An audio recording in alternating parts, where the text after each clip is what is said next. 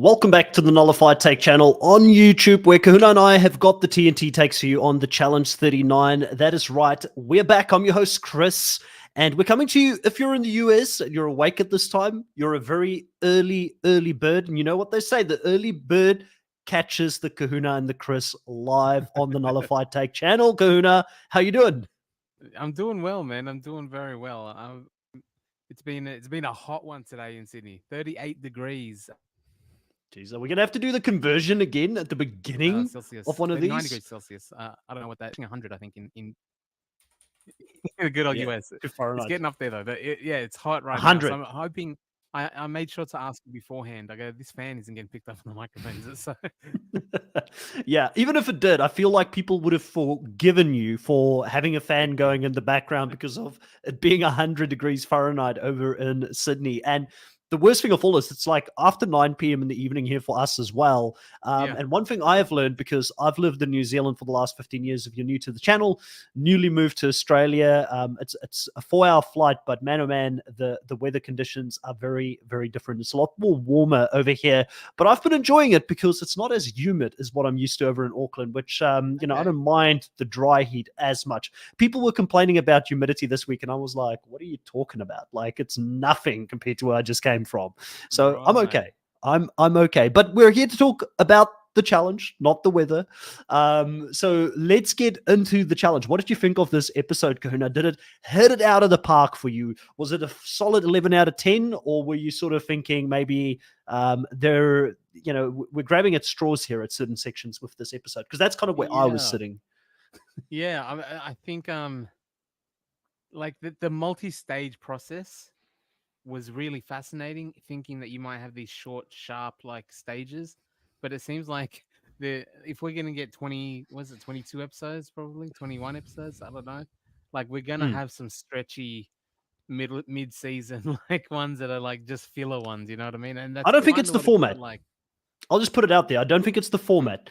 I think the format is great. I've got no problem with the fact that they've mixed it up this season. I applaud them for taking a risk and changing the format of the Yeah, yeah, show. yeah. I think the one thing that they again possibly didn't do well on is the casting. Because if you think about it, this episode, who was carrying the episode? I mean, we had the very big personality of Colleen pretty much taking center stage for this whole episode, right? And I mean, It's who good. wouldn't like? I mean, she's beautiful to look at, but Yeah. do you really want to listen to her? I I don't don't know. know. I think the jury's out on that. I think the jury's out on that, Kuna. I think I was one of the ones that like they were targeting because it seemed to work for me. I Oh, really? liked Did it pull Colleen on in your this episode heartstrings? a little bit. Like, I- Right. not necessarily pull at my heartstrings. More that I was like, she really is beautiful. Oh, She's 100%. clearly smart. She's very like she's shown no like bad tendencies or anything in the show. She just seems like a really wholesome, nice person. And I was like, Mm. she Too seems normal really for the show. awesome. Way too normal for the Probably, show. probably, absolutely. But like it certainly made me go, wow, she's just a really nice, normal person. Yeah. And yeah, like just And to and say and that we you all know that the challenge was built on the backs of very nice and normal people. That's how the challenge got to absolutely. season 39, right? Yeah, yeah, yeah. I mean, I guess when I say it worked on me, not necessarily, you're right, not for I the feel like show, you're but it did digging make me yourself here. appreciate her. It did make me appreciate her a little bit Yeah, like as a human being. But as a human again, being, like I said, Colleen not as a challenger. Colleen had to carry the show. And I feel like that to me shows when you've got these players that are playing this season where maybe like if you could understand Colleen in German, I feel like I can talk to this a little bit because I speak more than one language. Mm, And for a large portion of my life when I wasn't as fluent in English growing up as I am now. I had to obviously I moved overseas, I had to learn to adapt, and I got more and more fluent throughout my time living abroad. But in South Africa, I was never forced to speak English to get like you could get everywhere and speak Afrikaans, and pretty much you could get helped in South Africa. So you're not forced to speak English, similar to right. in Germany, where everybody speaks German. So why speak English all the time? Why rely on that to get yourself from point A to point B during your normal day? Where Mm, when you go onto the show and you're struggling to express yourself in a different language, like some of these players definitely are, and I think Colleen maybe is finding it the most difficult. It's not like I don't understand her. It's just taking her brain that little bit more time to process what she's saying, where she's going, even making mistakes in the confessional this episode where she's like, that's not what I meant. I didn't mean they were smart. Yeah, They were smart. Yep. fast. Because in her mind, she is constantly thinking in German and translating into English. It takes away from us getting to know Colleen, the real personality, and how she would probably be in German. She may be a really fun, big character when she speaks German, but in English, I don't think it's translating into this fun character that we all enjoy watching. It's very similar to what Nam experienced when he was there. I'm sure Nam is one of the most charismatic and funniest people in German, but he definitely doesn't translate to that when he speaks English. It can go the other way though. When you've got someone like Emmanuel and even an Asaf, who are multilingual with English as a second language, when they are charismatic and very gregarious, it comes off as a little bit cringe, like that Euro, like because they haven't quite nailed the language, so it comes off as like what, like that's like weird, man. Why? What? You said it, and but it was just not. It was like 80% there. You kind of didn't quite nail it, and you sound funny and weird now. Asaf's nailing that though, the cringe factor.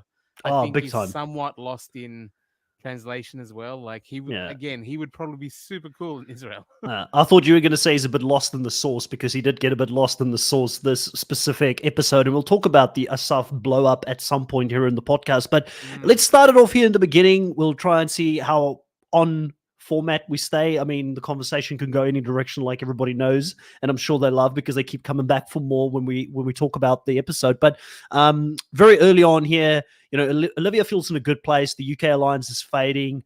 Now she's a little bit worried about Colleen and Raven potentially being on the outside, and that sort of sets the stage that Colleen and Raven are potentially going to be two of the people that are going to get sort of some heat coming their way in this moment. And then there is a very interesting episode, or part of the episode, I should say, here with Michelle showing some compassion for the likes of Melissa, who just lost Big T, and Big T obviously has just been lost to Melissa. Melissa feels like she's all on her own, and a lot of talk. I mean, we could talk about how Michelle swooped in there to sort of console her, obviously care about her as a person, but let's also think a little bit about Michelle's game in general. She's trying to please everybody. She's trying to be the center of everything, and she feels like she's got all this power in the game right now.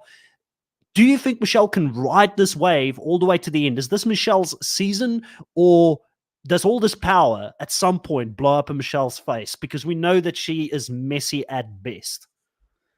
I mean, I was gonna say, like, does it even matter? Like, even if she does get to the end, like, you've rallied against her athletic prowess in recent seasons. Like, you've realized that I she's know. not a competitor. So even if she can politic and control the game, Survivor style, and really get through all the way to the end and show that she's kind of a chess, chestnut checkers, she's pulling the strings, she's actually playing the game well, it all comes to nothing if you can't do the run TJ's final. You know what I mean? Like, 100%. Yeah. yeah. But at least she gets And I that, don't think she claim to can. fame, because in TJ's mind, if you make a lot of finals, you become one of the best to ever play the game. So, I mean, Michelle's working her way up there to get into multiple finals. Was that a shot? Oh, we'll get into it a little bit later on. I just want to say hello to Kiwi Skirt in the live with the pink hand wave emoji. Hello, Kiwi. And then also King Cooper in the house. Being a night owl pays off for once. King Cooper, let us know whereabouts in the States you are, because I believe it's very early in the morning on the Eastern Standard Time. It's about like 5 just after, maybe 5:15 in the morning or something like that. So King Cooper, well and truly past your bedtime if you're over in New York, for instance. But looking at this here, So we have my corporate head office is in San Antonio, so it's Oh, 4 there you go. a.m. there. And Any chance 2 of a.m. in going LA. over for a visit? LA 2 a.m. There you go. All right, there we go. 2 a.m. So it's not too bad over there. So we actually kind of always forget there's also people from LA that watch the show, that maybe the time's not too bad for people that are there. Because, if I don't have work the next day, I'm with you, King Cooper. I'm very much a night owl. I love being up late at night, and then maybe sleeping in a little bit in the mornings, especially on the weekends if I can. Hopefully, being late at night and actually exploring the new city that I live in, because, there's so much to see in Melbourne at nighttime. It truly is a city that really becomes alive at nighttime when you go into the city here, Kuna. Have you ever been to Melbourne? I have been to Melbourne. I've Yeah. been a couple times. Yeah, I'm a Sydney guy. I don't know, like, although Sydney, when you're talking about nightlife, Sydney now is dead. Like, it's Mm, completely like the opposite now. It's not vibrant. It's lost its charm. I would have years ago the Melbourne Sydney rivalry. I was always like yeah. no, No Sydney chance. dominates. But yeah, now I can see why. Although that sort of stuff doesn't really Mm, appeal to me anymore, so I still love Sydney. But mm. I'm not in it for the nightlife anymore. But I do understand that it's pretty You got to abysmal lately. you're a family man now, Kuna. That's Different right. stages in life, different stages in life between the two of us. But let's have a look here at the episode further on. We have Kylan and Horacio having a bit of a conversation while training, knowing that shots are potentially gonna come their way. And then we get a scene that is going to become very big throughout this episode. And I kind of forgot about this scene early in the season where Asaf and Melissa had this very genuine conversation about both being parents, looking out for each other. We have Melissa and Asaf talking again this episode about how they've got this parent connection. Obviously, every time Melissa's the one who sort of and I don't know what it was, but she felt like that connection was a lot stronger than what it is. And obviously, Asaf in this moment is still gaslighting her a little bit, saying, "Yeah, I'm with you. We're both on the outs." He's playing that mole game that he's been playing, the double agent game here, and we know that overall this thing is going to blow up because Asaf. He really is in this game to win it. He is there to make a name for himself. He's not there to play Melissa's game. And Melissa's already created a legacy for herself in the challenge. Asaf is trying to get there. Yeah, yeah.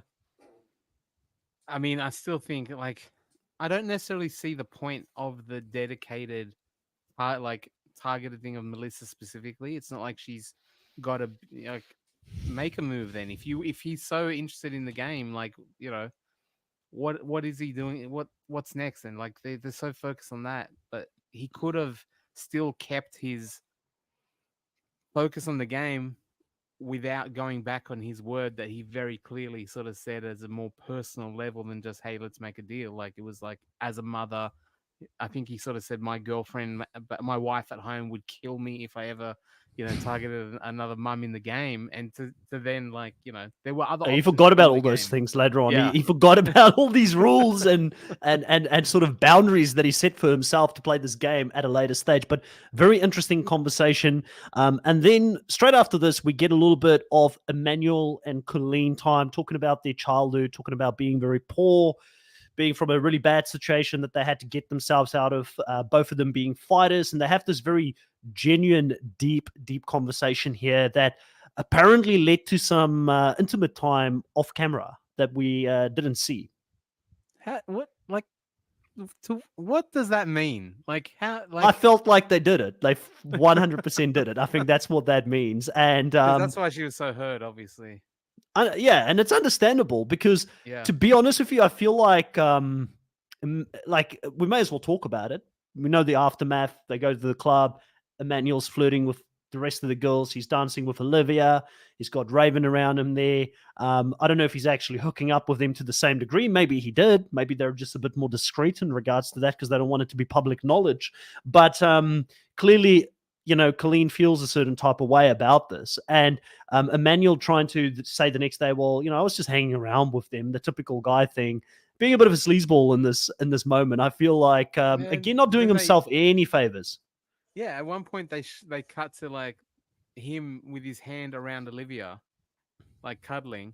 And then I think it was the same shot, but later on they showed it again with a extended wider shot, and he's cuddling with Olivia and Raven at the same time. Like what? Like, you know what I mean? Like he's cuddling with both of them at the same time while doing whatever with Colleen while having a girlfriend at home. And I think when all the girls were having their chat session about it, didn't Michelle say that he was trying to kiss her as well? And well, like this guy is throwing it around, which I felt really conflicted because the chat that he had with Colleen about coming from poverty's dad skipping out on them, we had the one last week where he took like we've seen him go back to Romania, and I was like going, is this kind of winner? Like he's getting a lot here, and they keep talking about the struggle, the fight, blah blah blah, and then he just gets the player like big. He's doing Corey stuff in one episode.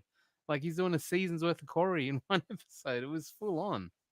Your boy Emmanuel moves fast. He moves fast in the House of the Challenge, and obviously he's got a hookup record already on the show. He's already hooked up with Michelle as well. I believe was it Michelle the one season he was into? I believe there was a thing with Tori? them.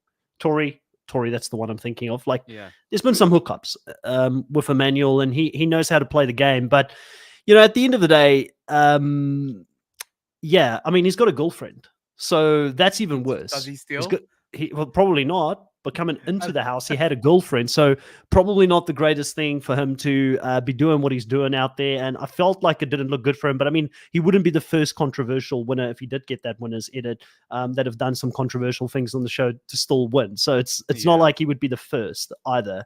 King Cooper, you're asking, do you think we're ever going to see regular clubs again, or just the club they go to? Could I let you have that one? Do you think that they'll move back to the regular clubs again? No, I think they'll keep this. It's just so much easier for them to control. There's no like fights, public they're putting up with, no bouncers and security and angry people. Like they'll just control it. They can put cameras wherever they want. They can do whatever they want. Lighting. They can make them production wise. They can just say, "Do that dance again." Do whatever they want. They can control it completely. So they'll keep this forever. I think it's worked for them. So that they'll I feel like it as well. It's a bit weird when they get towards the end of the season. There's like there's only like left. a couple of them. Yeah. Yeah, 100%. Yeah, I think you're right on that one. Daily challenge. What did you think of the daily challenge? The 3 different categories here with the teams being split into duos, and then obviously, who would have known, the team with the extra number ultimately coming out on top, having a bit of an advantage throughout this. Did we learn anything through this challenge, and what did you think of it as a whole? I think I didn't like the segmented like knockout play. Like we've talked so much about how I'm starting to almost actively dislike some of the challenges on Survivor, and this had such Survivor vibes as far as like the puzzles, the non-physical. Well, I guess pulling the sled was really difficult, but you know what I mean. Like the segmented. It was very difficult for Nerys. Yeah, oh, absolutely. So I guess that was harder than most stuff we see on Survivor, but it just felt like you're trimming away all your contestants to keep it smaller, and I don't know, like puzzle at the end. I have this thing, right? When I'm watching TV, I have 3 kids and I have a wife, and I get distracted very easily. I probably have whatever adult version of ADHD that's completely undiagnosed, right? But because I know that I do a podcast and I want to be prepared when I can, I'll pause and stop something and go back and make sure I watch the challenge again, even though the kids were screaming and my wife asked me something or whatever, right? I think it says a lot about this challenge or this daily in that I had to do that multiple times. And like, I'm just so easily lost from it. I didn't pay attention at certain bits. I was like, oh, what happened now? It doesn't matter. Like it didn't keep me as much as like, even just from we're so used to seeing the big spectacle. Last week's elimination didn't really work out that great, but at least the tower and stuff and the bricks and throwing stuff around was so what the challenge is. This one felt a little bit more Survivor. Like, yeah, I can see that. Toned down. And yet Survivor is the cast, or I almost said the cast members that are from Survivor in some ways are the ones that struggled the most. We had Michelle go out in the first round because they kept getting sabotaged by Emmanuel and Berna, which I absolutely loved seeing. Michelle getting a bit frustrated. Who's doing it, bro? Like who's taking the these? random pairing of Emmanuel and Berna again. Yeah, so that was random. Completely random, obviously. Completely random for Horacio and Nerus to be paired together. Yeah, even James. even Nerus threw a little bit of shade at that pairing, being like, "Oh, TJ." As a random. Yeah, exactly. She's like, "Oh, did you hear anything in the house about what's happening?" And that's why you've paired us up together.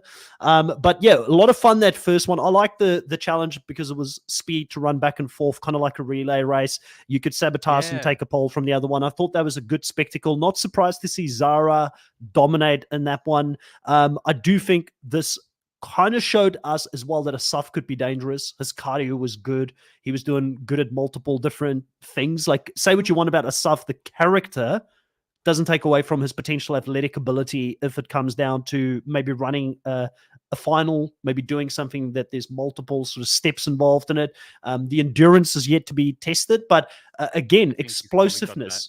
Yeah, he looks good. explosiveness definitely there when it comes to it. And a good first win. They do choose, Raven, Zara, and Asaf, they do choose here in this moment to eliminate James and Melissa, and then Colleen and Ed. Ed is completely okay with it. Asaf trying to keep it under wraps that Ed does work with them, and he was like trying to play the middle ground here because not everybody knows that he's working with Team US at this stage. But then we go into round two. Round two is the one where they do have to move the sleds. The thing By that the stood way, out the most on for the me, first bit, yeah, how stupid it is. How stupid is it that they don't target the team with 3 people? mm, Like, that's insane. Like, this is so much easier. especially Wow, since the it team with had 3 both. people won. Yeah, like I understand, like it should have been the easiest choice under the sun for them to do it because Asaf officially isn't connected to any of them, so it wouldn't raise suspicion. And then Zara and Raven is at the bottom of the pecking order when it comes to the girls in that alliance as well. So Yeah. no one would have had blood on their hands. But I feel like everybody, like you said earlier, had such a razor focus on Melissa. Anyone but Melissa. Melissa just can't get to the next round. We need to get Melissa out. That the focus was more on that or Kylan. And Emmanuel is clearly Yeah. playing his own game out there as well, targeting Kylan for a reason, targeting Horacio in that first one as well a little bit, trying to get some payback on people that threw him into the arena. So I understand where it came from him, but the rest of the team, I don't know what was going on in that moment. And maybe people were afraid to show their cards so early in the season. I don't know, or mid-season already. So it's not even that early. It's my brain's hurting, Kona. I don't know how these people are playing and why they didn't target the team with the 3 people. Because I'm guessing when it came to moving the maybe sled, they had to win that because they had the extra power to pull. yeah, exactly. Or maybe they thought like it's definitely going to be a guys' week, right? Like Yes, that and we was spoke today. about that last week. Did the And production team Asaf's yeah, listen to we me? did. Like maybe I they that's what time it is. traveled into the Yeah, future, quickly that's checked on the exactly it. nullified takes take about never following through for bluff, and then they went back in time to actually make it happen. Like I feel like they finally did it because normally the bluffs don't actually account to anything. That's a TNT take. That's a Time TNT travel. take. Time travel. Time travel. Telling you it's a thing, man. It's a thing. Yeah, so I reckon maybe they assumed it was going to be a man, and Asaf is he's okay. They like him. He's not going to be a targeted guy, so they're Yeah. not going to go after them.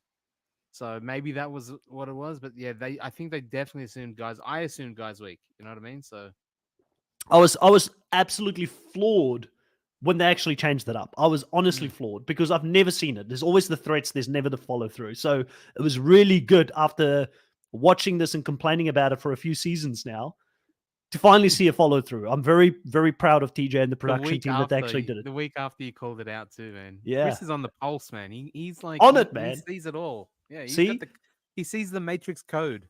Can you look at the camera and say this to Chris and Nikki, who always comes here to bash my takes? You know, look them straight in the eye and be like, Chris and Nikki, Chris has got it. He's on it. At least for this one, they won't agree with any of the other things that we say. But What do they say? A broken clock's right twice a day.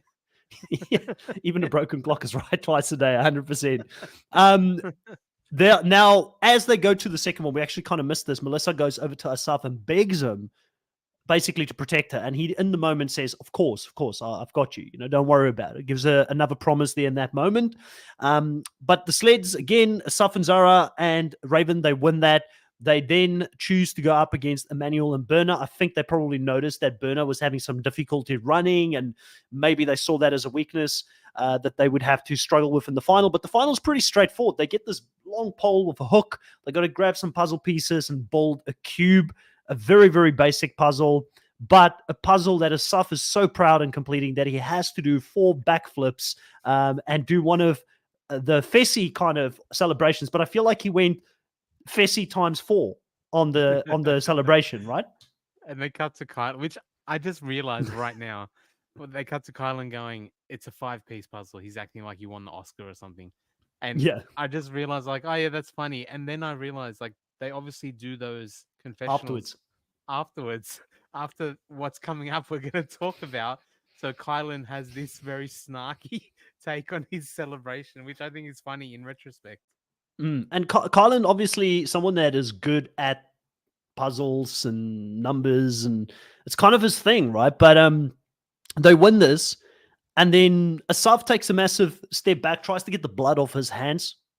Kind of a smart move, I guess, in certain ways, but not helping Melissa in this moment because Raven, she wants revenge. Because, who would have known that throwing a glass of wine in Raven's face would be the end of Melissa's game? It would be the thing that would send her into the elimination. And you kind of have to look at this, and some people might say, why did Raven, and they may even hate on Raven for going so hard at Melissa, but people need to remember, Raven did not start this war, but oh hell did she finish it. She finished this war. I kind of liked how like Zaza was like, I mean, she kind of has a point. Like she threw a Yeah. drink. She's like, yeah, I get it. Like I would do the same thing. And I was like, yeah, you're right. Like even though she's your thing, I'm like, what am I gonna say to her? Like, what could you possibly undo from someone who had a drink thrown in their face? They are going to be just completely focused on revenge. Like, they're gonna want it bad. Like, what can Zara possibly do? Yeah. Yeah, I agree 100%. And with Asaf not backing her up, it was a stalemate. So she ends up bending because, not coming to a decision could even mean that those two girls end up being in danger. Like we know it's not unheard of for the challenge to do something like that. So they do end up going for Melissa. And as soon as the name is called, Kylan takes real offense to this and goes full white knight on Asaf here, steps in front of Melissa and says, something about if your mother watches this, she's going to be very disappointed in this. And Asaf heard his mother's name and all hell breaks loose because he believes that Kylan is taking a stab at his mother and doesn't understand that it's actually a stab at his character instead of Asaf's mother in this moment. I don't even think he mentioned his. No, he was saying you swore to her as a mother. Oh, is that what he said? Okay, Yeah, I maybe I had it wrong. It was one of the communication issues that, like, that Asaf was like, "You talking about my mother?" And he's like, "No, I'm talking about you. You said you wouldn't go against her as a mother. Like that was their, it's like a fellow parent thing. Yeah, yeah." And he heard my mother. What? And suddenly, like this, CT Asaf, I don't know what we call him, AF. AF came out and went full Super Saiyan mode in this moment, and it was like he had an extra couple of protein bars prior to maybe a little bit too much pre-workout going into this daily, and suddenly wanted to go fisticuffs here with Kylan in this moment. Very animated Asaf. Up. He's got adrenaline coursing through his veins. He just wanted his first daily. He's all hyped up, man. He's ready to go. Yeah. And I thought, man, like Kylan handled this pretty good. He was pretty calm throughout all of this while Asaf was losing his mind. Berna came over to calm his Asaf down. She's the one that, like, do you realize that we've gotten this far in the season when now Berna is becoming, like, she's looking like one of the most normal people on the show. When she was like full tilt boogie in the beginning to steal one of Jeff's phrases from Survivor. And now everybody else is just becoming. Yeah, she's probably still stayed there, but people have just so far surpassed the Berna craziness level. In the weirdness, yeah. This is how much Berna's coming back to normal, is that this episode was not a Berna ass episode. It was a Mariah ass. Like, it was back to Mariah's cheeks. Cakes away for Berna, passing it over. She that's how normal she is now. No, like, deliberate wedgies, nothing like that going on. We need to see Berna run a final because I believe that the cheeks will be back out if she's in that final run. I believe it'll happen. Make it happen. Envision it. You know what? At the start of the episode, you said, who carried this episode, Colleen? And I was like stuck for a second for my answer because I was going to say Mariah, like in front of the pool with Olivia. Like that was this. And then obviously the controversy at the end. But when you went Colleen, I went, oh yeah, Colleen. Richard knows what we're talking about. Richard knows exactly what we're talking about. He's pretending like he doesn't. My boy Camilo Richard, I've probably butchered your first name there, all the way from South Africa. Also one of our podcasters here for Survivor South Africa. Hashtag Revive South Africa, Survivor South Africa, save Survivor South Africa, because it's currently on a hiatus and we're hoping that it's going to come back. If you want to support another reality TV show that you probably don't watch, but we will appreciate it, go check the community tab. We've got a poll up, or I guess not a poll. What do you call it? Petition. One of those petitions Petition. up to try and save it and get it back on air, because it is a great franchise worth saving. But who knows? Maybe we even get some Survivor South Africans in the future play the challenge. I still feel like there's a few Survivor South African players that would be more entertaining than some of the players that we currently have on the show. Just South saying. Africa would make a great, like, why aren't they going there? The language barrier isn't as bad. Like, yeah, hashtag that's when interesting. not I never if. thought of They, that. there were, the only one that I know of is that there were talks at one point between a previous winner in Survivor South Africa, which I don't know if I want to mention the name here, who would have been a great addition to the show because they're physically very capable, record holder for most immunities, tied worldwide of any Survivor franchise, and also a master strategist that was very close to getting onto the show. So there's always a chance. There's always a chance. If the chats have happened before, you never know how far it can go in the future. But let's talk a little bit about, going back to the house here. Zara explains why she had to back Raven, and she mentions it to Michelle and Olivia Nerus. Kind of a nothing episode. We spoke about the club. What else was happening in the club? Olivia grinding on Emmanuel. Yeah. I mean, and also then the Asaf-Melissa conversation, and then Melissa kind of taking a stab at Asaf's IQ, saying that Vienna, her daughter, has a higher IQ than Asaf because he still just doesn't get that he betrayed her. Because I feel like Asaf is trying to be noble in this moment. It's like, oh no, I didn't technically, on technicality, I said I would let you know if your name's being mentioned, but then the editor keeps burying him, showing the promise that he made. Like, I will look out for you. They specifically flashback. I love how the challenge challenge production team does that to people when they're being shady.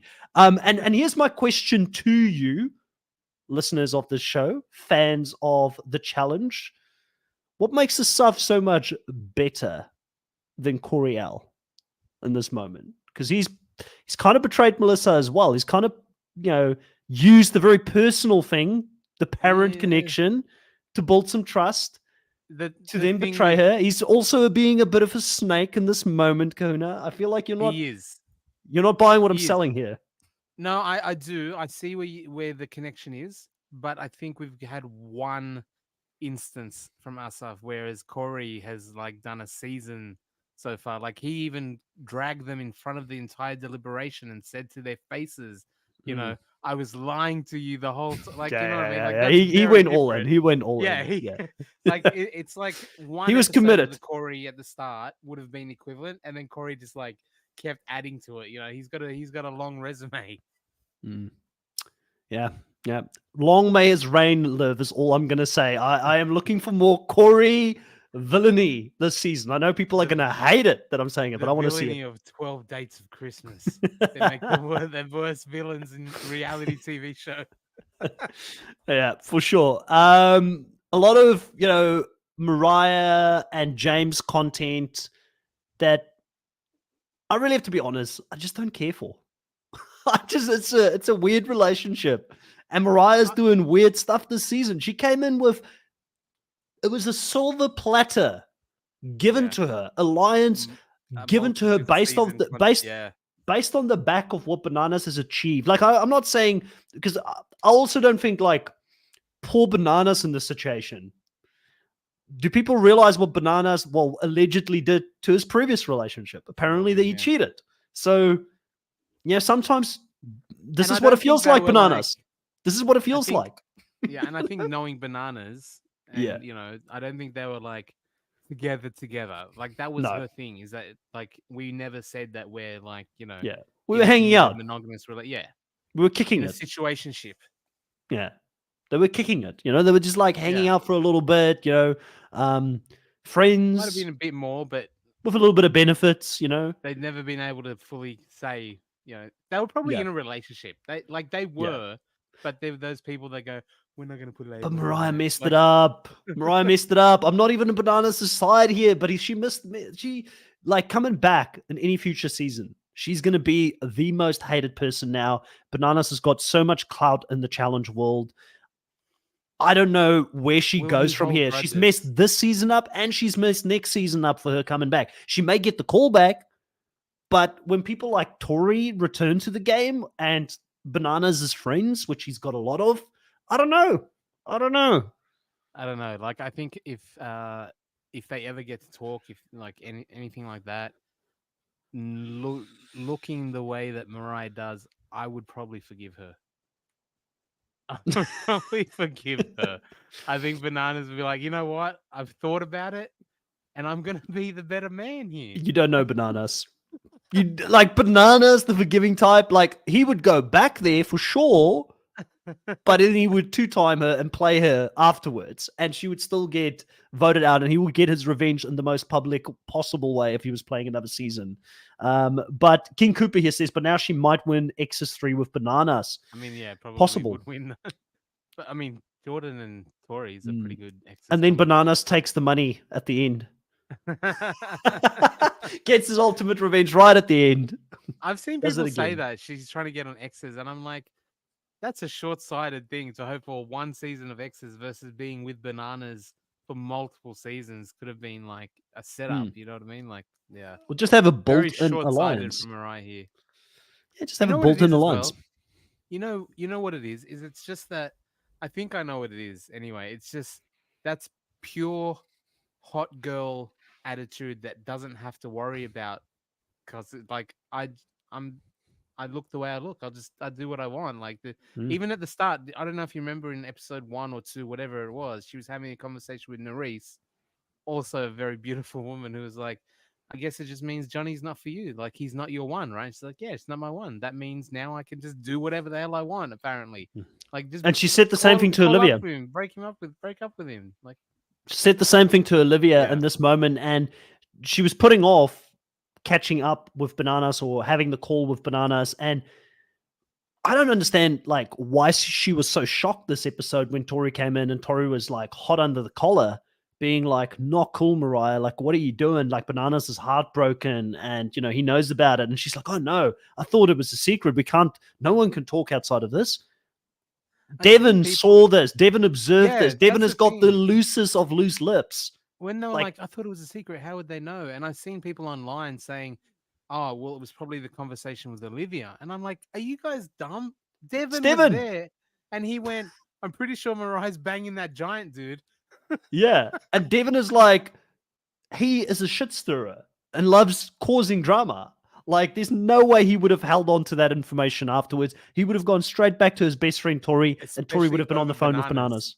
Especially over Bananas, right? Like, even though they've mended somewhat and they're in a working, you know, they're okay, the professional relationship, you remember how bad it was between them. So you reckon Devin behind, like he's front end, he's like, mate, I'm doing you a solid. I'm letting you know some shit's going down. Mariah's banging this big dude. And then behind the scenes, he's going, on some level. Yeah. Yes, absolutely. Yeah. It sounds like a Devin move, that to me. But yeah, very interesting to see that play out. We spoke a little about the Colleen sort of collateral and the love triangle. I don't think we need to go into that much more from our end. She did the smart thing and said, cut it off. Yeah, I do quite respect that from her. She's like, I always go for the bad boys. Like, why do I always go for the bad boys? Well, yeah, I feel like that's a trend for a lot of girls out there. They do go for the bad boys. It's just one of those things. You're not the only one, Colleen. Like, it happens. Well, I feel like it's as a bad boy yourself, Chris. Testament to that's how it works, right? Yeah, I mean, listen. No, I think listen, I'm no expert, but I think what it is that it's not necessarily the bad boy. It's the women are attracted to men that are confident in themselves and that are not agreeable. Because if you're agreeable and you come across as someone that can be easily convinced, you're quite timid in your approach, you're not someone like, this comes back to the caveman days. If someone breaks into your cave, you need to know there's someone that's going to defend you. If there's a saber-toothed tiger that busts in, you need a strong man there. I know that a lot of women will say, I can be strong on my own. Believe me, this is ingrained for many, many, many generations in our DNA. Women want to protect her. They want someone that can stand up to the noise out there. And I think it's not the bad boy thing. It is that a lot of bad boys have got those characteristics. Could be someone that is a great person that still has that, I'm not agreeable, I do things my way. But in a lot of times that is classified as the bad boy. That's how I see it. I may be wrong. I think that's what Well, it is. at least she was smart enough to say, like, maybe not beforehand. She could have put the brakes on early, knowing that he had a girlfriend. But at least she did the mature thing and cut it off and talked to him about it rather than like ignoring it or whatever. But that scene, I don't know if you noticed, like when she was breaking up with Emmanuel, they had a hug, and it was kind of done by the security camera. There was no people there, and I got this vibe. It was so funny. There's this character on Saturday Night Live by Pete Davidson, Right? where people always tell him his name's Chad, I think, and people will tell him something important, and he's just this big dumb guy. It's like, okay, and I felt like Colleen was like, Emmanuel, like it's just I really want to focus on the game. I need to better myself. I'm not sure. I'm searching, and he's like, oh, okay. Like I He just didn't got the care. vibe that yeah, he it was like nothing to him, and the way they played it, like from the hidden camera, it looked like it was a big emotional thing for Colleen, and the closure hug at the end. I'm breaking off and doing the mature thing, and he was like, Mm, okay, whatever. yeah. Can I go to And Olivia now? Is that okay? we fired some shade at Emmanuel already this episode, but Colleen knew what she was getting herself into, and Berna kind of called her out on Burner that. caught, yeah, told her in German. Oh, Berna, let's go, Berna. Like, call out, let her know, Man, because at the end of the day, what she about you? knew that he Remember the had a start of the girlfriend. season? The start of the season when the turns had tabled, and Mm, Colleen was comforting Burner. Burner was like, that's what I I don't need said. you to tell me anything right now. I'm just Yeah. trying to like. But when Colleen's in the thing, Burner's like, no, you were dumb for doing that, right? You were so stupid. Burner is the worst at, like socializing, man. Berna Like, is the friend you all need. The one that tells it to you straight, not the one that sugarcoats it. The one that tells it to you straight is the one who really care about you. The other ones, I don't know. Like, it's questionable. I would rather have a friend tell me straight up, Chris, you're being a freaking idiot right now. Pull your head but in. This is what you need to do. that friend that tells it straight also couldn't take it when she was receiving That's news as true. well. That's true. That's Different people what I like to think is receive funny. Yeah. information differently, But yeah, interesting friendship. And a lot of people made comment of the fact that there was a double standard in the house with Nerys and Horacio being able to speak Spanish to each other, but Berna and Colleen were not allowed to speak German to each other earlier in the season. It was a big thing on social. Well, I They guess that weren't myth, allowed, like yeah, banned. people thought that it obviously wasn't true because in the scene we see them both speaking German to each other and it being translated. So I don't think that they're banned from doing it. I think that production probably want them to speak as much English as possible because it's an English show, but there are going to be moments where they'll have a conversation. And I thought it was pretty cool to see them actually talk to each other in a language that they're both comfortable with as well. So, but yeah, great little scene there. The last thing we probably need to talk about before we go into the elimination is the US Alliance already sort of starting to shift gears on Mariah. The ship has sailed with Mariah. Everybody realizes that she's trying to do her own thing. She's looking out for her own game. She's building her own alliance. It did sound, we gave a little bit, well, I looked at it, I guess, in the sense that Michelle was out there and Michelle still has some sort of a loyalty towards Mariah, and she kind of defended her a lot in this moment. And quite possibly was one of the biggest reasons why Mariah wasn't targeted ahead of Colleen in this moment. Mm. And was it the right move for this team? Like, will these players regret it later on? Because Mariah's got options. Colleen, it seems like she's kind of loyal to that alliance. She's working with them. Yeah, I mean, like, to what end though? The alliance is like 12 people strong or whatever, right? I still feel like Mariah was original alliance and is probably more likely, or depending, I guess, how the fallout is from the bananas thing, but is more likely the future seasons alliance material more than Mm. Colleen. So, Is yeah, I don't James know. the Like, biggest winner? We haven't actually explored this. Is James the biggest winner of this season? Gets the girl, gets a little I bit of mean, notoriety. yeah, he's winning automatically. Just right, he doesn't need the money anymore. He's with Mariah, like he won. Hey. But yeah, I don't know. Like, I feel like he's a big winner this season because even like I feel like Bananas might be like, give me James back on a season. I want to humiliate him. I want to go up against this guy. I don't know if he would do that though. Maybe not. He never Maybe. had anything with Jay. he never had anything with Jay, who dated Morgan. Yeah, but it was prior to It Bananas was and Morgan prior, hooking yeah. up, It was. so I it's mean, it's this is different. very different. This is like cheating, Yeah, but it's not on him, right? It's on Mariah. It's not on James. yeah. It's He not doesn't on know, James. but he doesn't know Yeah, Bananas. I just want to see it. I want to see the showdown. I think Bananas is smart enough. If he was going And to mature bring enough. someone on for a rivalry, he wouldn't pick James. Yeah. Like Well, he'd we smash threw a you in a lot of shade final. at He'd James. We smash you threw a in a lot of final. shade. We threw a lot of shade at James in his elimination, but he did look decent in the daily. I would say, Yeah, like I he mean, didn't gas he's out. just he's a giant, cut, massive dude. He's jacked. Like Mm, Bananas is smart enough to not. He doesn't want to get backpacked. Like, what if it's a physical thing? Or they probably wouldn't do that to Bananas again. But mm, you know what I mean? Like, they'll look after their baby boy. But he still wouldn't necessarily want to bring that on as a right. I don't know if Bananas is on. I don't think we're seeing James mm. Yeah, because it's possible.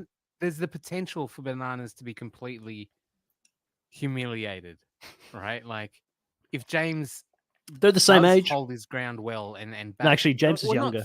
not even just physically, but to have a rival in the house that I mean I can't see James putting it to him like politically and you know as far as the battle of the words go. Mm, Bananas is pretty freaking great at that, but still, like he'd probably want.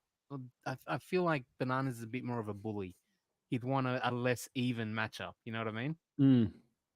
As far as his rivals to pick. Who is Bananas' rival? I don't feel like Bananas has got a rival anymore in the He's made him challenge. his friend. Everybody is friends now. Yeah, Wes. Yeah. He's made Yeah, he all of doesn't them have his rivals. friends. Like at one point, he was always targeted I completely know. and immediately, and he's got them all inside. So, Mm. Hats off to him. It's mm. a pretty good move. Even like Yeah, Kapori and stuff, Team Young Buck, that was yeah. their whole Everybody is on thing. his side now. Yeah, Yeah. yeah. It's interesting. It's maybe one of the It's just reasons years why of working together, man. It's a professional relationship. They've been working together for 5 years. Like, you know, he's been they're like a working with some of them family. for Like 20 I years. think they Yeah, said it on exactly. the Bananas podcast once when Wes Even and Banana Devon, spoke, and he's even friends they're with like Devon.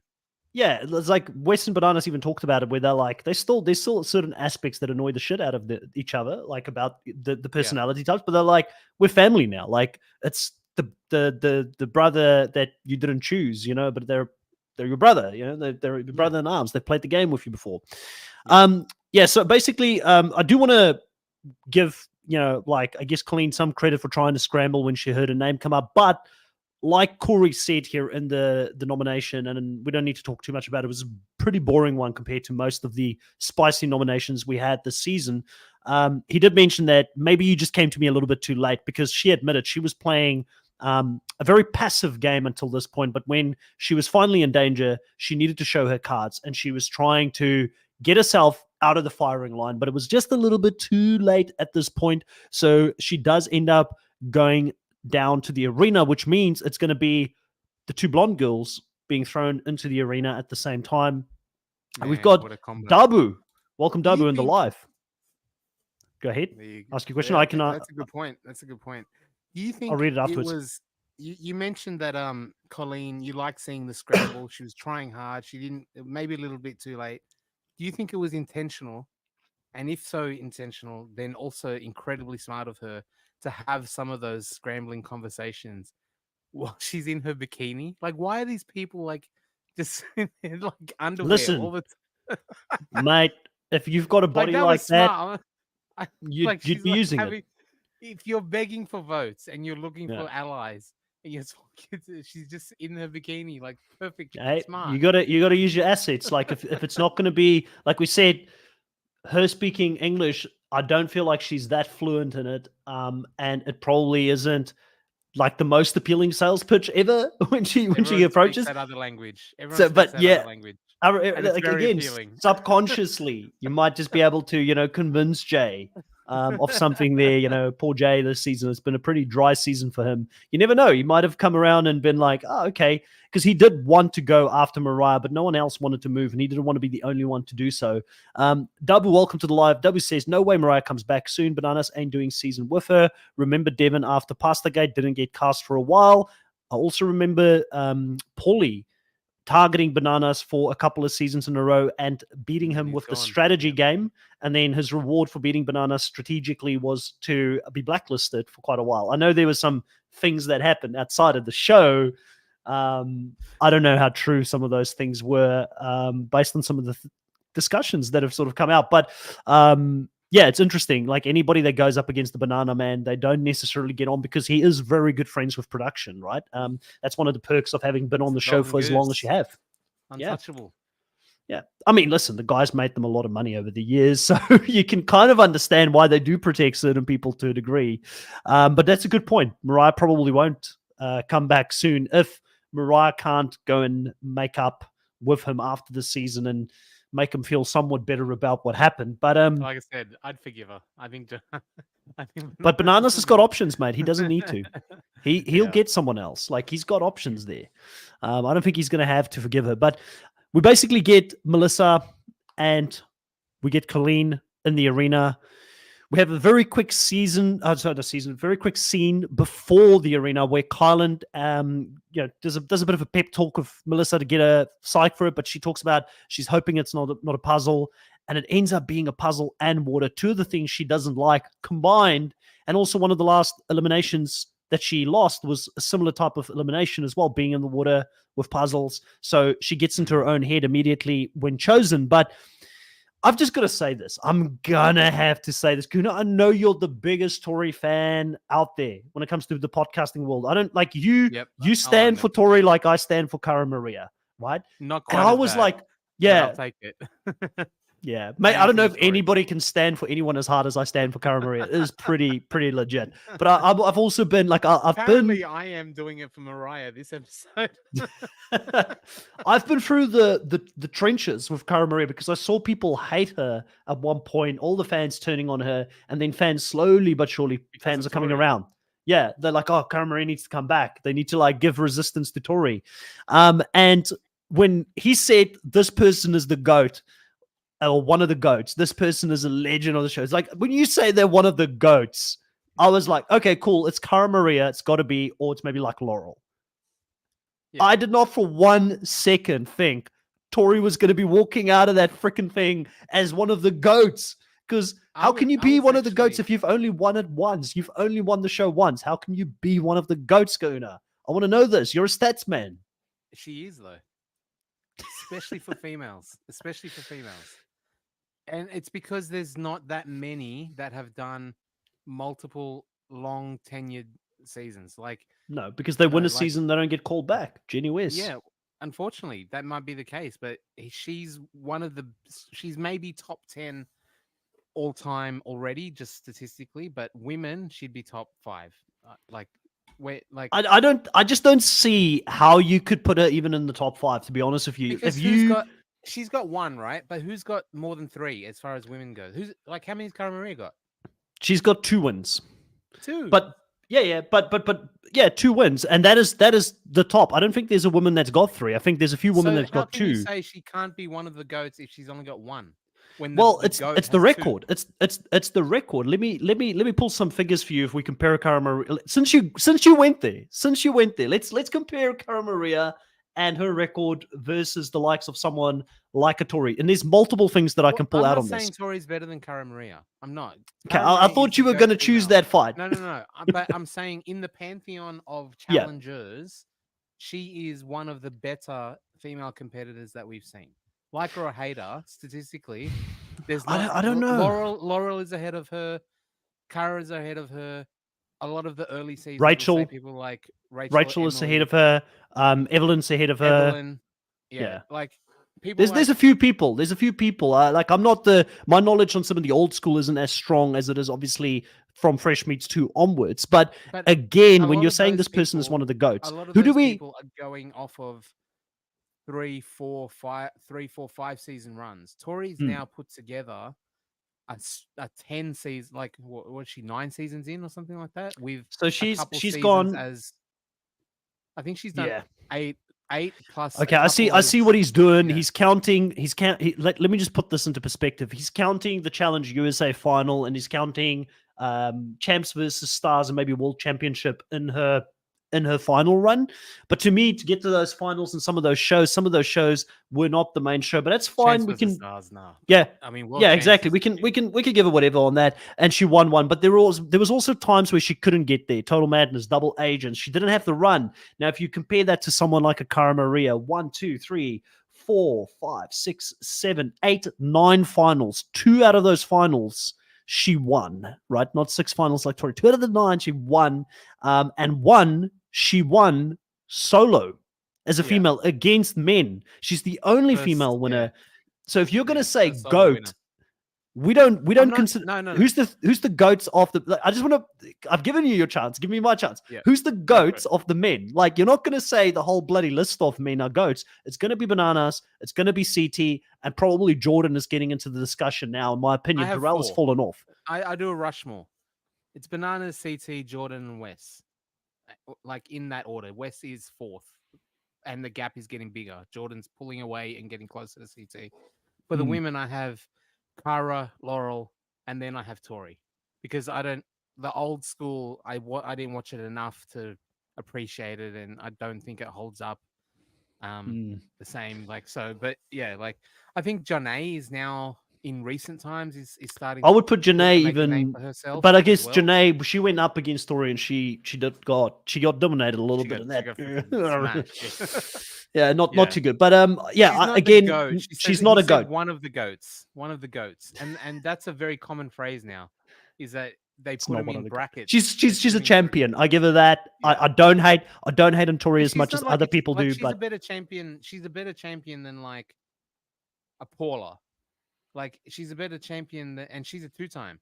She's a better champion than Amber. Amber's a champion, but no one says that Amber's a goat because like there's other stuff that Tori has done besides the one chip.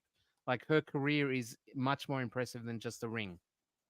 I think it's interesting that I guess there's a certain person who could feature in the top 4 pretty high as well, but due to some things that happened between her and Leroy, we won't mention her Ashley. name.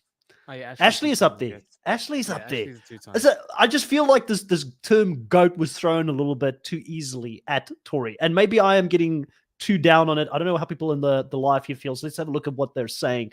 King Cooper is saying his speech for Cara and Laurel better be crazy. Like, what are you going to call both of them? Because they're 2 of the GOATs coming back. Now that you've already given that so easily to someone like Tori, King Cooper is saying, I would group. Yeah, I would That's the even group of argue goats. Sarah's above Tori. And I just had a list. No. I just had a look at a list here, and a lot of people are putting Sarah. So, like, there's a few people here on Reddit that has got the likes of Cara Maria, Evelyn, and Laurel in the top 3. And then they've got the person who I won't name, and then Sarah Rice as number 5 in those lists of best players. But again, very interesting. W says lost in the final to Desi, Camilla, D, KC, Kaz. Only win against Anissa, who's out of shape, and Nani the layup. Thanks, Dabu. That is a great. That's a good point. You're making a really, really good one there. They kind of gave it a little bit to her in that one. And then W says Evelyn, Ashley, Camilla, Jenny, Laurel, Emily, Cara, Rachel, all ahead. Totally agree. It was just thrown away so easily. Like, listen, I don't hate on Tori, but the word "goat," when you're using that, don't throw it around loosely. Like, let it have some substance behind it. No, I think my approach is you could argue that Jenny is probably the GOAT physical like competitor in the thing, but she's had 2 seasons, right? Like what I'm talking about is sustained career, the resume that she has built. And you can say one person on an individual season might have a better individual season than any of Tori's individual seasons, that some people's championships are better than her championship. But I'm saying she has proven multiple times, many times over, that she gets to finals. Politically, she is always getting to the end. Vacation Alliance we hate, but that's her. She does that. She backs it up physically. She can do it all. Like, she is one of the greatest in this game over a career, not just individual season. I think that prolongs and longevity matters. Yeah, I maybe it's because it's quite recent that she's been on multiple seasons. I think people hold a big. Normally, recency bias is a thing. Like in sports, a lot of people will. Yeah, But then I'm trying to argue for the fact that recency bias is why you've got her so high in your No, I'm saying estimation. that people have it the opposite with this. Like, you can't respect anyone new school because we hold OGs are so great. Like, you know, Mm. when they used to, like, they're the best champions ever. Like, Mm. get out of here. Like, Tori's doing, even though it's recent and no one likes the new I'm seasons not because saying the fan base she's are all like, she's a bad player. I'm just saying she's not a goat. That's what I'm trying to get at here. But I think we've Cara Maria, Laura, like, she's not the top. She's not the top, but she's in the thanks. upper echelon. She's in the pantheon of, you She know, could become a goat, but she's not a goat yet. So she'll we've be come on the to an Rushmore. agreement. She'll be on the Rushmore.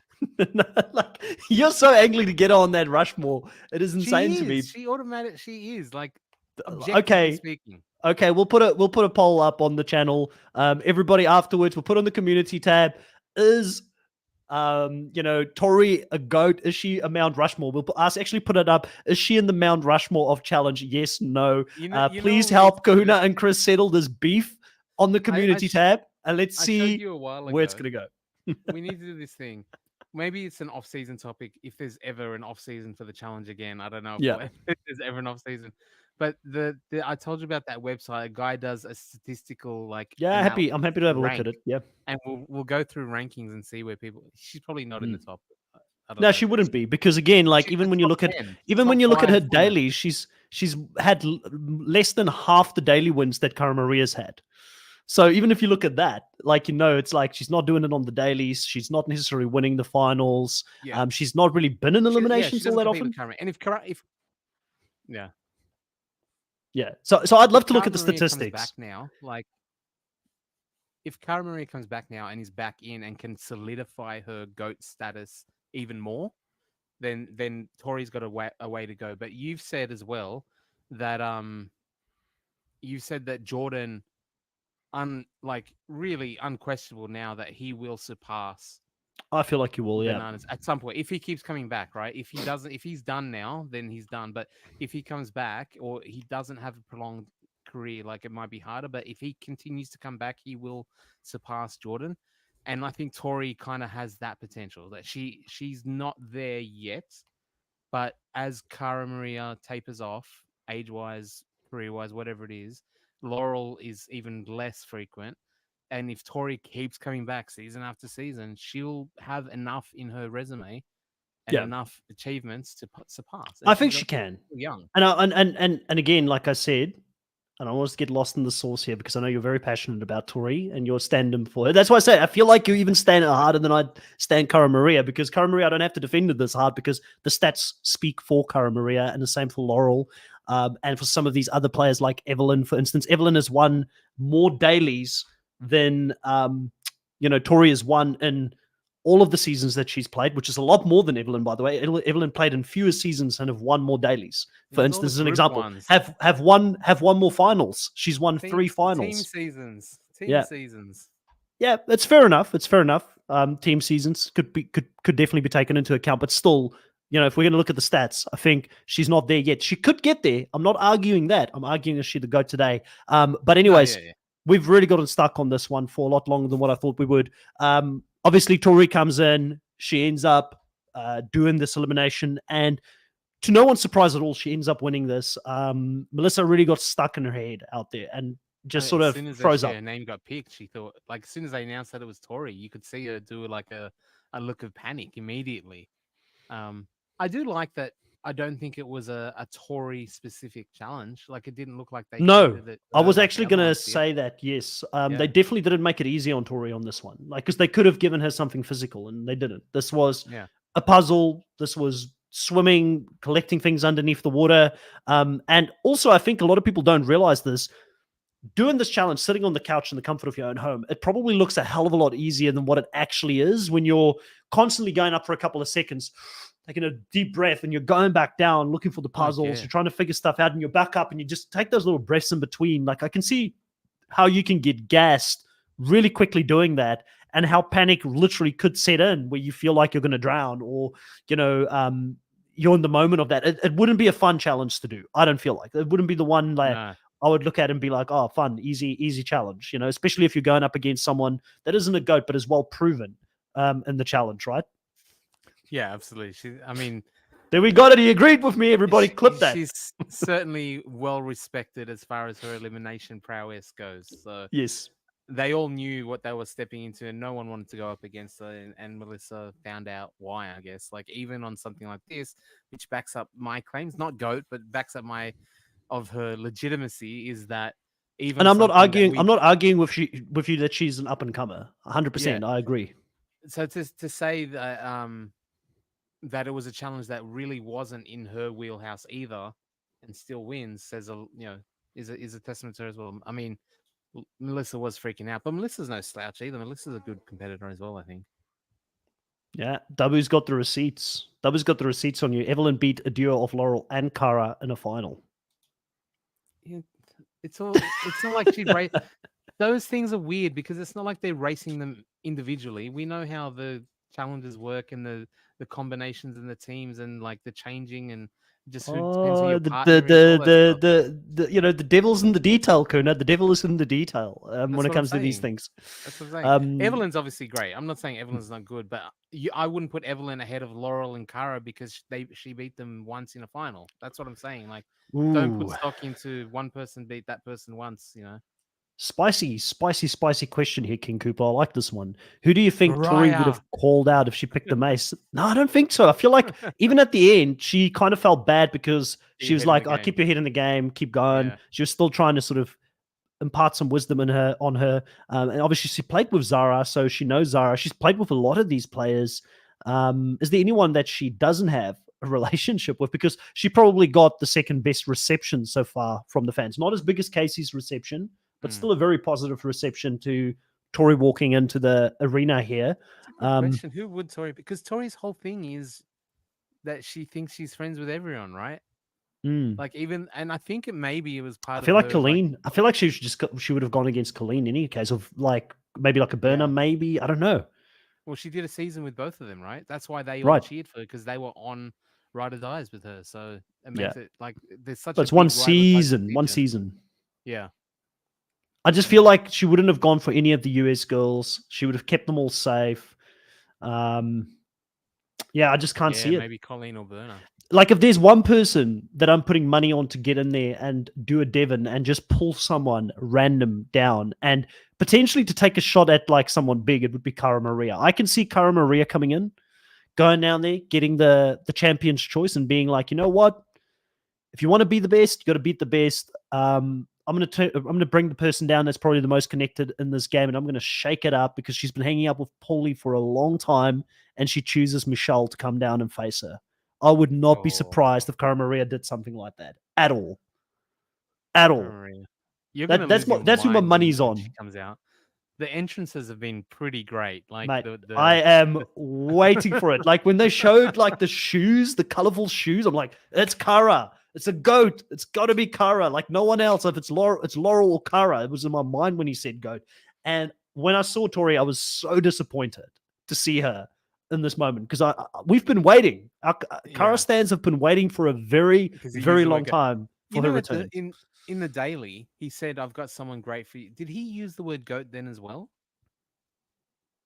One of the Sorry. goats, like at the start of the Yeah, he start of the did. daily. He did. Yeah, because in my head, I was like, because I was doing the I maths thought it of was who was CT left. because I thought it I was thought, men.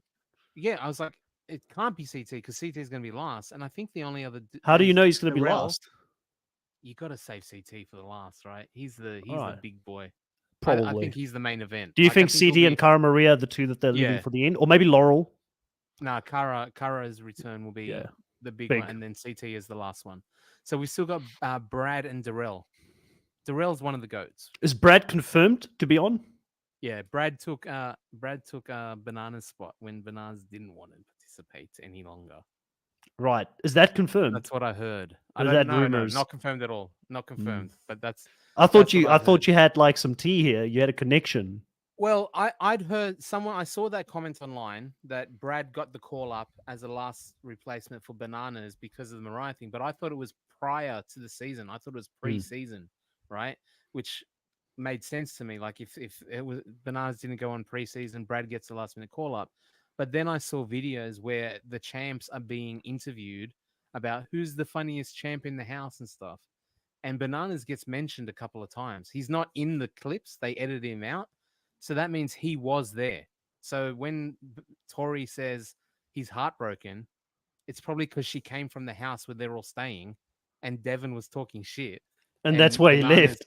yeah, and that's why he left. 'Cause he's Production fumbled. Production fumbled. We've talked about this before by not Yeah. having cameras in the in house. It would in have the been champ golden. house. Yeah. Yeah, it would have been gold. And I just want to point out, like on this recap, I feel like 50%, almost maybe 40% of this recap, we've been talking about the champs. We've been talking about other things that have been more interesting than some of the cast that are actually in the show right Maybe that now. says a lot. The season is full. Like, I wasn't there in the beginning because I was excited to see a new champion, but without the champions, I'm very fearful when we move past the chaos phase and we go back into the next phase, whatever that's going to be, was control, chaos, and then forgot what the last bit was. It's control again? Maybe. No, it's not. It's I not. feel but- like the season could go downhill very quickly when we have to focus on the main cast for the show without the whole champion thing coming in. Yeah. I'm very worried about that. But see, one of the reasons why they're doing a season like this, I think, was to save a lot of money for next season. We're But- hoping. But to also establish like the Horacios and stuff like that, and what they've done with Tori in recent seasons is that they see the writing on the wall. Like they lost Kara, Horacio's they just need to annoying me replace this her. season. Like he has, and I just want to say hello to Chris. Chris, good morning. Hello. I know it's very early on that side there. Yes, we're up early, but we've had some spicy takes. I've been taking on your boy Kahuna here, who's been talking about Tori being one of the GOATs, and I don't agree with that, but he's very hard fighting for Tori at the moment. And that went on for way too long, but if you want to see us go back and forth on that one, I think it was spicy. What I wanted to say on this one, where was I going? What did you mention on the end? Kind of lost my train of thought as soon as I brought up Chris's comment. I'm sorry, man. I know it was. We talked about like when the champions go, we now have to focus on the main show. And then you mentioned Horacio, and I said Horacio to me. You know, when you watch sport and you get this rookie season from a new player coming in a sports season, and they're magnetic. They're having the best season of their life. Everybody loves them. He comes in the second season, and man, he's been a dud. Like we spoke about this in the previous podcast. He's got a very similar, in my opinion, like. Again, Casey, nicest person outside of the show. I hate punching down when someone is being punched by so many fans already, but she doesn't always have the most engaging personality when it comes to the show, right? Especially if she's in a comfortable position. I think she's got more potential than Horacio, which says a lot about Horacio. Because again, even in this episode, he's like, everybody's taking their own way and how they want to play the game. I'm just going to be doing it my way, which is to be like in the middle. And he kind of like gives us nothing. I was like, what are you talking about? Like, your game is to not play the game, or what are you doing? Like, I just don't get where his head is in the game at the moment. You know what it is with Horacio? I think the casting or like the production is casting with like almost like that stereotypical 90s movie kind of thing where they're like, look at this guy, he's beautiful, he's a good clean cut, like no messing around, he's not going to get in trouble, there's no controversy, he's going to play the honorable hero. Put him on Survivor. He's Captain America. Like, look at this guy, right? Put him on Survivor. They want these non-controversial players. Put him on there. I mean, yeah, perfect, right? He'd probably be really he would tick a lot of boxes for Survivor if he goes over there. But on the challenge, we like a little bit of spiciness, a little bit of seasoning. Which they should know, right? Considering who their franchise player has been for the last 15 years or whatever it is. Yeah, Bananas is all Bananas. Yeah. Which one was the franchise player? I think Bananas is the like their guy. Like CT's swinging for the thing, and obviously they love CT, but Bananas has been their dude. You know what I mean? Like this is the MVP comment here of this live coming in late here, but saying this show's now in big trouble because Big T and Melissa are gone. They lost 50% of their entertainment. Like, who's going to carry the show is what I'm trying to get at, Chris. Like, where are we going to next? Yeah. Where are we going? What like, I was who's getting gonna... at was, what about future seasons?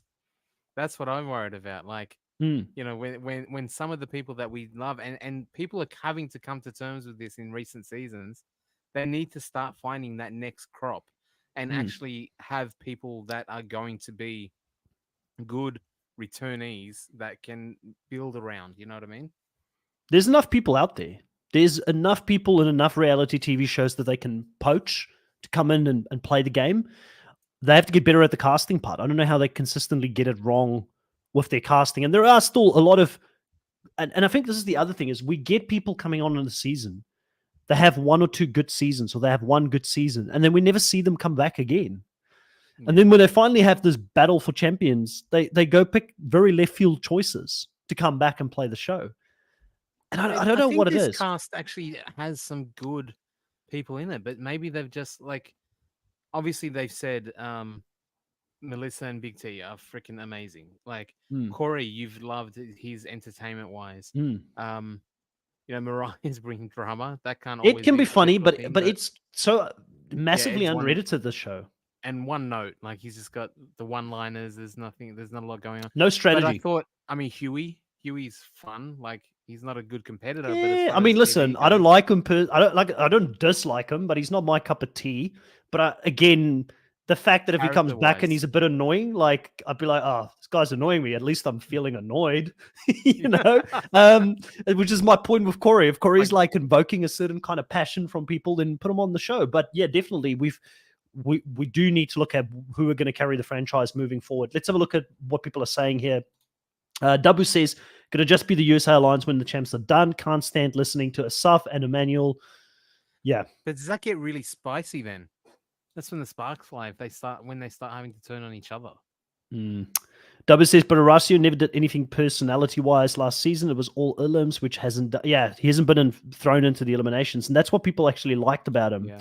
Dabu saying Bananas being main storyline when he isn't here is a problem, 100%. That's a good point. Yeah, it's a good point because that they had to bring up the drama there with Bananas and get all they can. Like even because like Bananas is he's not going to be on the show, but we're going to drag him into the show somehow.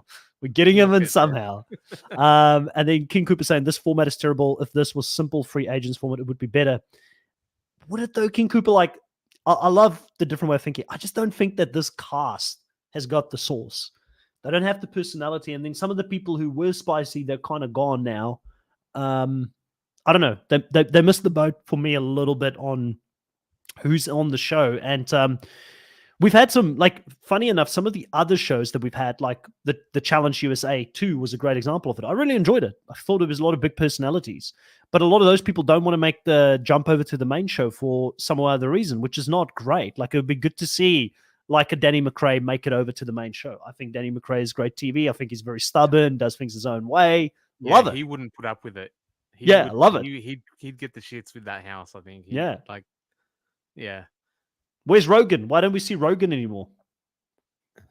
I don't know. Why don't we see Paulie anymore? Like Paulie, where's Paulie? Bring him back. Bring some spicy personalities back.